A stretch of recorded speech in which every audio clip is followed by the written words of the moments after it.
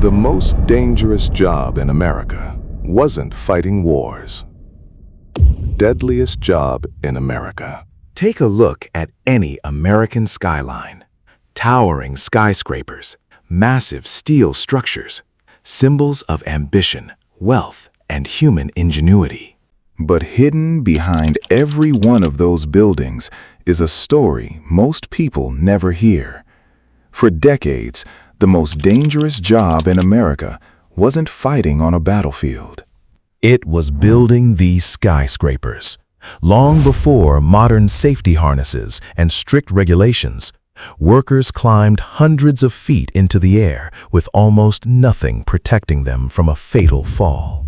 Every beam they stepped onto could have been their last. So why would anyone take a job like that?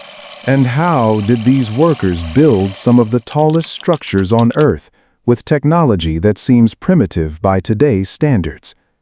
To answer that, we have to go back to the moment America decided to reach for the sky. Chapter 1. Why America started building up. By the late 1800s, America's biggest cities had a problem. They were running out of space. Factories, banks, newspapers, and businesses all wanted to be in the center of the city, where every piece of land became more valuable each year. Building outward wasn't enough anymore. The only direction left was up. But there was one problem. Traditional buildings were made from stone and brick. The taller they became, the thicker their walls had to be just to support their own weight. Eventually, they became too heavy to build any higher. Everything changed when engineers began using steel frames. Instead of relying on thick walls, a skeleton of steel carried the building's weight. Suddenly, buildings could rise far beyond anything people thought possible. Then came another invention that made skyscrapers practical: the elevator. Without elevators, nobody wanted to climb 20 or 30 flights of stairs every morning. With them, the upper floors suddenly became just as valuable as the lower ones. America had discovered a new frontier. And cities began competing to build higher than ever before. But designing skyscrapers was only half the battle. Someone still had to build them. Chapter 2. Walking on Steel. Imagine arriving at work before sunrise. Instead of sitting at a desk, you climb hundreds of feet into the air. Your workplace is a steel beam barely wider than your boots. Below you is nothing but empty space. No safety harness, no guardrails. Sometimes not even a safety net.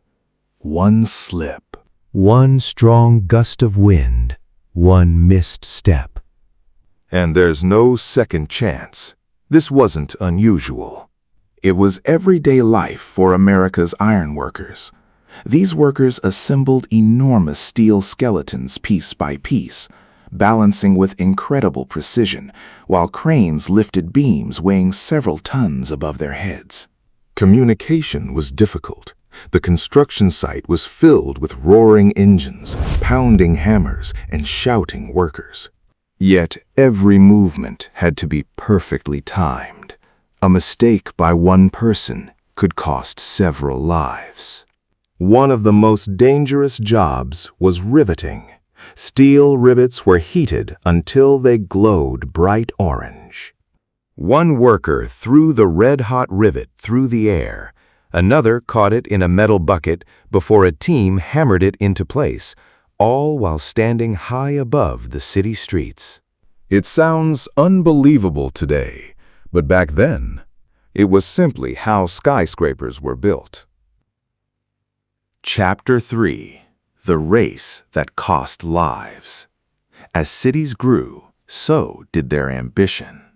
Every company wanted the tallest building. Every architect wanted to break the latest record. And every new project pushed workers even higher into the sky. But taller buildings created new dangers. Steel beams swayed in strong winds. Rain made every step slippery. Winter covered the metal with ice. Summer heated it until it burned bare hands. Construction didn't stop. Deadlines mattered more than perfect conditions. Falls became one of the leading causes of death. Heavy tools dropped from above became deadly projectiles. Swinging steel beams could crush workers in seconds. Historical records don't capture every accident, but they make one thing clear. Building America's skyline came with a terrible human cost. Yet despite the danger, workers kept coming back. Why? Because the pay was better than many other jobs available at the time.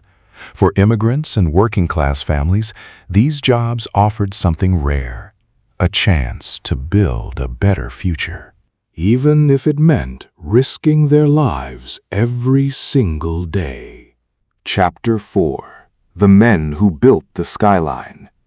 Over time, certain groups became famous for their skill high above the ground. Among the most respected were Mohawk ironworkers from the Kanawake community near Montreal.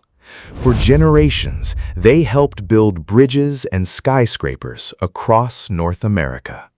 people often claimed they had no fear of heights. The truth was different. They weren't fearless. They were highly trained. Years of experience, discipline, and trust allowed them to do work that seemed impossible to everyone else. Building skyscrapers became more than a profession. For many families, it became a tradition passed from one generation to the next. Behind every famous skyline stood thousands of workers, whose names most people would never know. Chapter 5. The Legacy Above Our Heads. Eventually, the risks became impossible to ignore. Safety equipment improved. Hard hats became standard. Harnesses became stronger.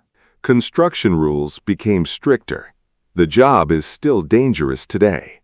But compared to a century ago, it's far safer than it once was.